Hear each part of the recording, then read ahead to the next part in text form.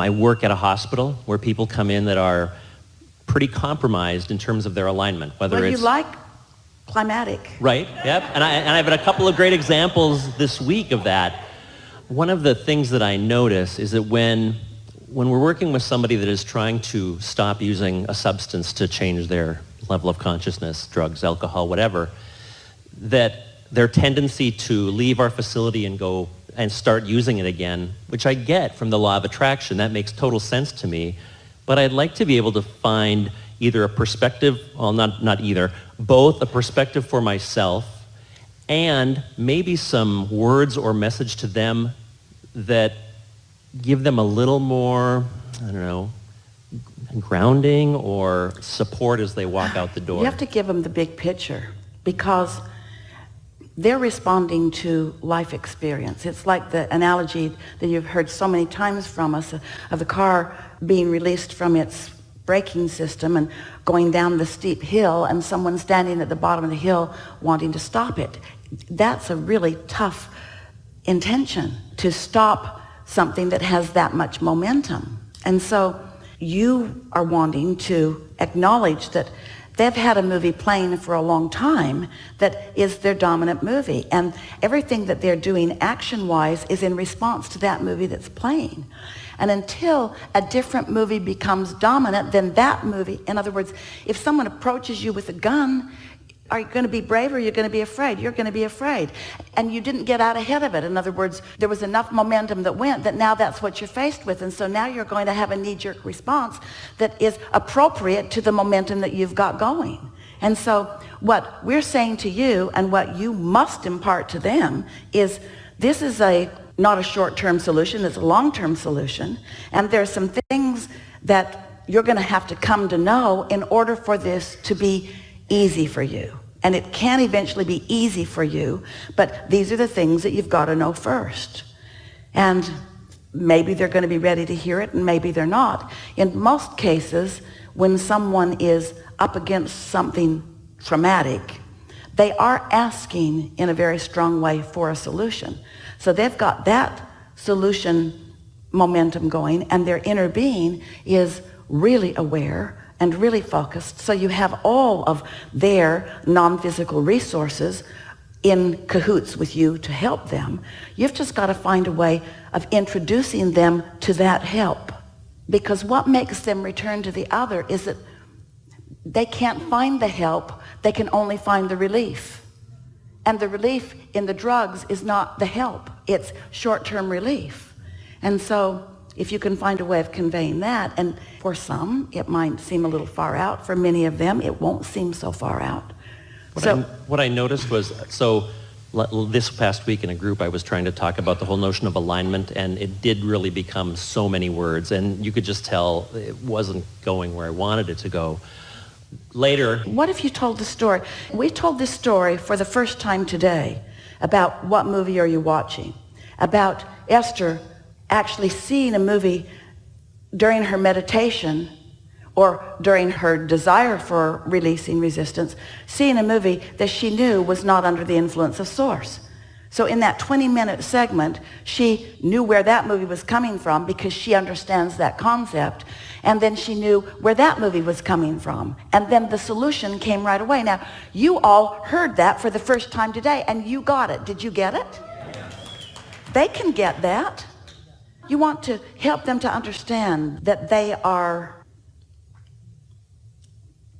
we're looking for human words that are not off-putting, because some are not ready to accept the non-physical nature of all of this. So we would approach it like this. This is you talking to them. Have you ever had a conversation with someone where you had something to say, but they wouldn't stop talking? And so they just kept talking and they didn't do any listening. And you wanted to tell them something that they really wanted to know, but they wouldn't stop talking, and so you couldn't convey to them. Everyone can relate to that. Then you could say, your brain, call it a brain, not consciousness. It may go over better with them. Your brain is like that conversation or that telephone conversation. If you're speaking, you're not listening. And so it's sort of like if you're asking a question or even begging for a solution, you're not listening. So what I'm trying to convey to you say to them, is that you're either in the listening mode or you're in the thinking mode. And I'd like you to think a little more about being in the listening mode. That not just my conversation say to them, but life in general. What's your body telling you? What are your neighbors telling you? And then say to them, and this is the key, say to them, I want you to think more about listening and less about projecting, more about receiving rather than projecting. But it's important that you understand what you're listening to. Are you listening to your pattern of trauma, or are you listening for your pattern of solution?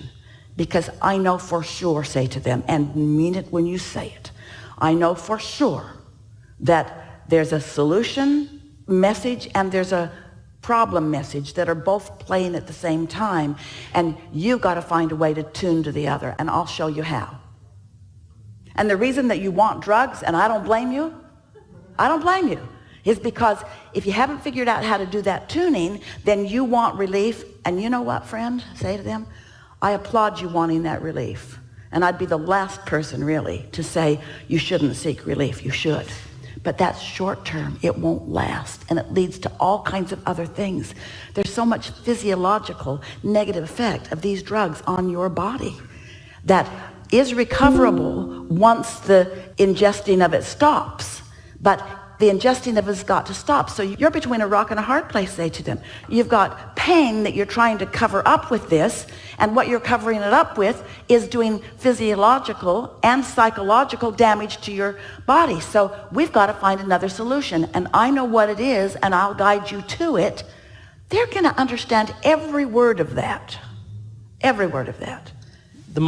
For me this week, the most dramatic experience was when I was just leading a very simple listen to the air conditioner meditation, and I was asking for people for their responses after it, and one of the people in the group who was typically quite quiet and reserved, he said, I couldn't tell if I was the air conditioner or not. And it was so interesting. It's like, and I get chills now when I say that, and when he said this, like, yeah, you got it. And that was very exciting. And so then you say, and after a little while, once you reach that place, or even before you're aware that you've reached that place, a movie's going to start playing.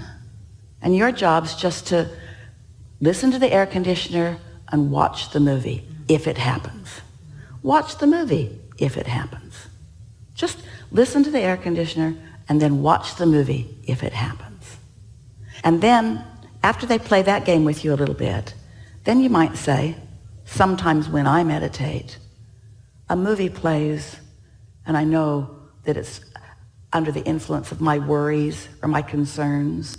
If I see a movie where I'm worried about you guys, I know that I haven't accomplished what I want to accomplish in meditation. But when the movie plays that makes me know you're going to be all right, then I know I'm doing the only thing I can do for you. I've released my resistance because you know what? You work really hard at convincing me that you're in trouble. That's not the movie that I want to play in me. I want the solution movie to play in me. But you keep wanting to play the problem movie. And so I meditate so that I can get the good movie about you, not the bad movie about you. They'll hear that. And they'll be quite pleased that you care enough about them, that movies about them play for you.